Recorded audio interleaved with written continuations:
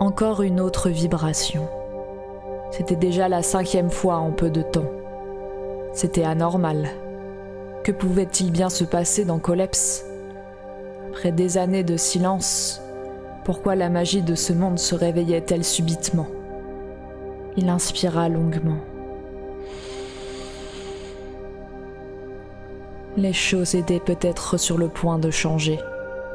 Pour l'instant, il fallait qu'il se tienne prêt, qu'il recouvre doucement ses forces pour pouvoir agir le moment venu.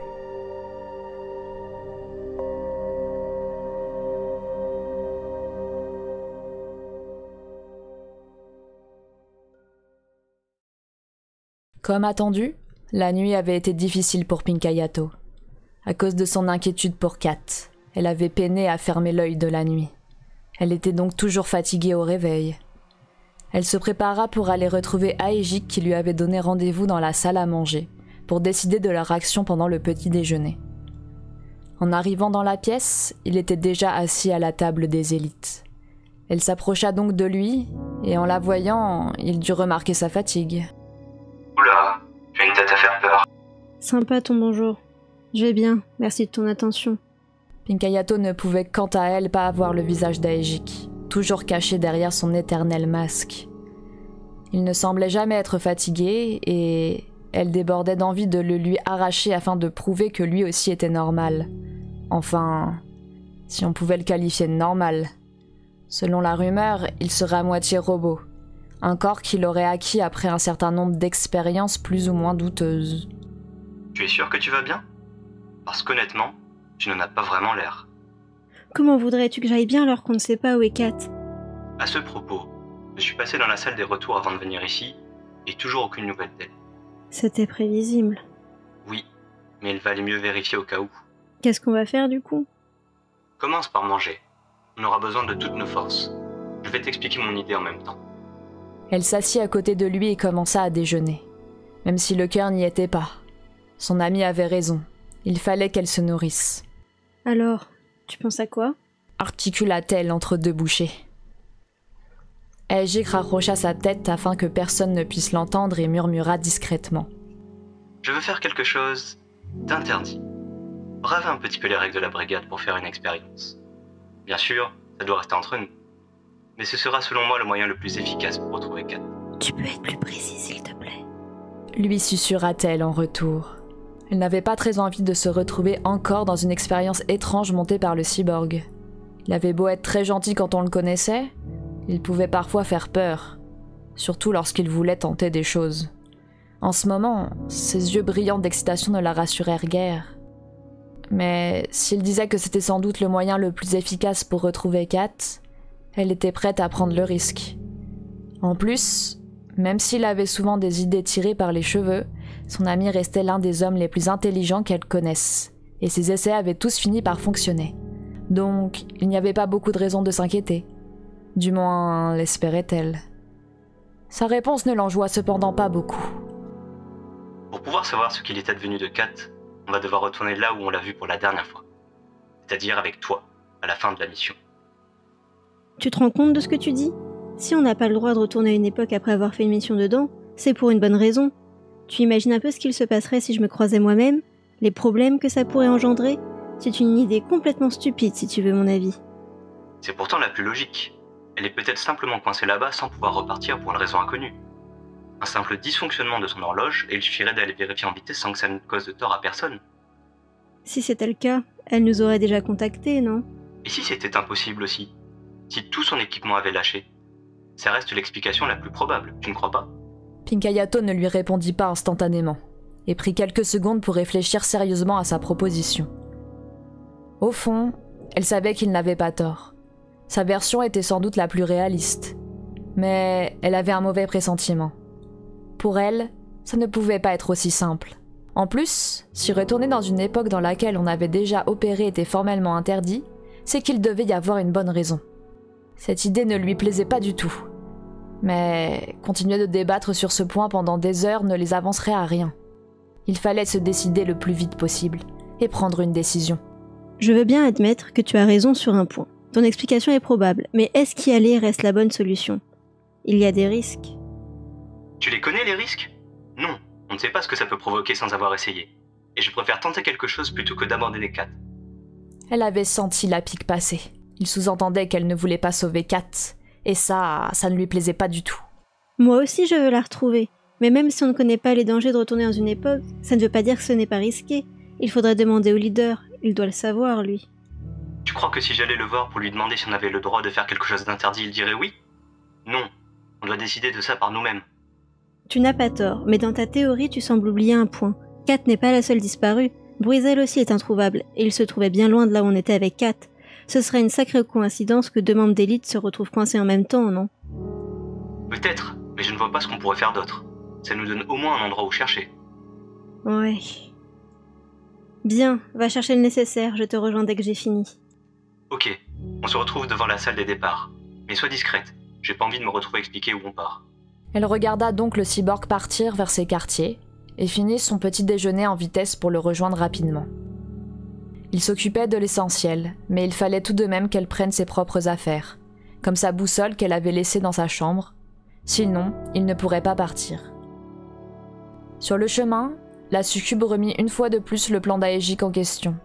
Est-ce que ça vaut vraiment le coup de désobéir aux règles alors qu'il n'était pas sûr de retrouver Katchan? C'était dur à dire.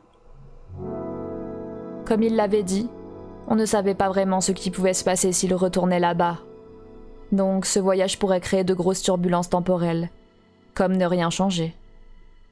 Elle n'était toujours pas sûre de la fiabilité de son plan. Mais puisqu'elle n'avait pas réussi à lui faire renoncer, elle allait au moins venir avec lui.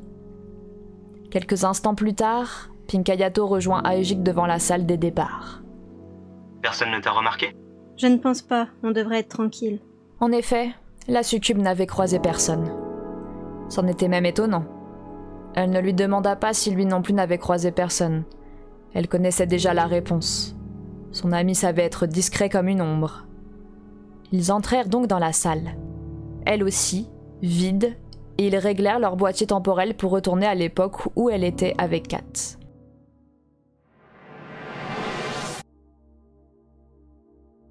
Le transfert fonctionna sans problème, et ils se retrouvèrent au milieu de la ville en ruine quelques minutes avant que Pink Hayato ne quitte l'époque avec Katchan. Elle regarda les alentours pendant plusieurs secondes avant de repérer l'endroit depuis lequel elles étaient parties. Ce n'était pas très difficile. La silhouette de l'immense tour se dressait dans le ciel, et elle était visible de n'importe où à plusieurs kilomètres à la ronde. C'est là-bas. Au sommet? Oui, c'est de là qu'on est parti. Il y a une vue magnifique sur la ville depuis là-haut. Eh bien en route. Il nous reste combien de temps? Pas très longtemps, je dirais environ 1 heure avant que l'on arrive dans la tour. Dans ce cas, il faut qu'on se dépêche. C'est pas tout près et il nous faudra pas mal de temps pour gravir la tour à mon avis. Ouais, mais depuis l'intérieur, on ne peut pas voir les étages en dessous. Donc il suffit que l'on arrive avant Kat et moi, et si on est discret, on n'aura pas de problème pendant la montée. Ils partirent donc côte à côte à travers le dédale de bâtiments en ruine. Tantôt les escaladant, tantôt les contournant. Pendant leur chemin, Aegik, qui s'étonnait de ne rencontrer personne, demanda: Que sont devenus les habitants de cet endroit? Tout a l'air désert par ici. Ouais, c'est ça qui nous a posé le plus de problèmes pendant notre mission. On a mis pas mal de temps avant de trouver quelqu'un pour nous renseigner. D'après ce que j'ai compris, il y a une 50aine d'années, des tensions ont explosé partout dans le monde à cause de l'absence de ressources, ce qui a conduit à de nombreuses guerres qui ont ravagé l'humanité et anéanti leur civilisation. J'ignore comment c'est ailleurs, mais ici les gens vivent sous terre et ne sortent que rarement à l'air libre, donc on a peu de chance de croiser quelqu'un par ici. Ils ont bâti d'immenses complexes souterrains, c'est très impressionnant. C'est aussi pour ça que la surface semble abandonnée et que la nature a repris ses droits. C'est une histoire très intéressante. Je me demande surtout comment la situation s'est améliorée. Je regarderai dans nos archives à la base. Au moins, on sait qu'ils s'en sont sortis, et qu'ils ont fini par retourner à l'extérieur, sinon il n'y aurait pas eu de futur tel que celui qu'on connaît à notre époque. Ouais, et si tu veux mon avis, ça ne doit pas être la seule fois dans l'histoire que des civilisations s'écroulent de cette façon. Probablement. On en discutera plus tard. Priorité à 4 pour l'instant. Ils venaient en effet d'arriver devant l'immense tour. Ils rentrèrent dans le bâtiment et commencèrent leur ascension, suivis de quelques minutes plus tard de la Kat et de la Pink Hayato de cette époque. Lorsqu'ils atteignirent le sommet, Aegik fut à son tour époustouflé par le paysage qui s'offrait à lui, s'approchant lui aussi de la rambarde pour pouvoir jouir d'une meilleure vue. Après plusieurs longues secondes d'observation, il demanda: Où est-ce qu'on va maintenant? Il faut qu'on monte plus haut. On s'est arrêté ici avec Kat, donc on doit trouver un poste d'observation depuis ailleurs. Dit-elle en désignant une porte qui donnait probablement accès à un niveau supérieur. Ils allèrent donc ouvrir la porte qui laissa place à un escalier donnant sur le toit de la tour. Ils grimpèrent donc jusqu'au sommet et s'installèrent de sorte à pouvoir garder un œil sur la plateforme en contrebas. Peu après, son ami et elle arrivèrent à leur tour.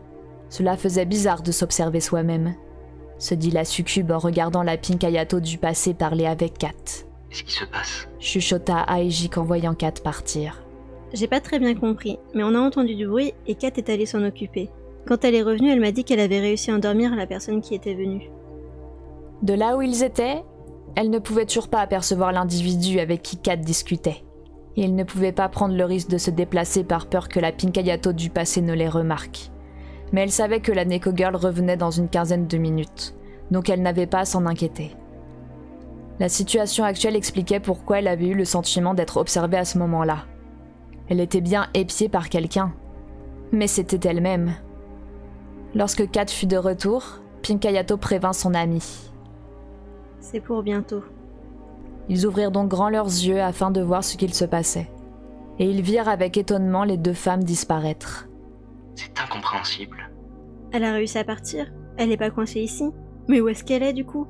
Elle s'est bien trompée de date? Non, j'ai réussi à apercevoir le boîtier avant qu'elle l'active. Il était bien calibré sur le bon moment.